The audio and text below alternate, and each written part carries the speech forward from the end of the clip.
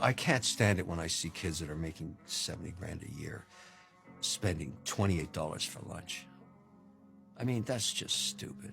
It's just, think about that in the context of that being put into an index and making 8 to 10% a year for the next 50 years. The best test I do with my kids' friends too, go into a closet, go into your closet and look at how much you have you don't wear.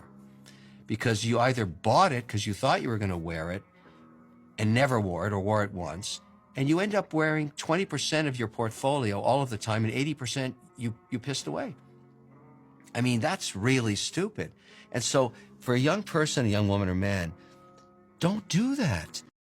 A couple of days ago, I saw a comment on one of my Facebook posts, and the gentleman said that I'm on here talking about building wealth and I don't look rich. In fact, I think he actually called me poor.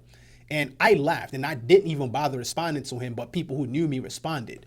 And somehow we've come to think that in order for somebody to become wealthy or rich, they need to look like they have money. So in other words, your appearance needs to indicate that you have money. The kind of car, the kind of house you live in, and even dressing flamboyant to most people are indications that a person is wealthy.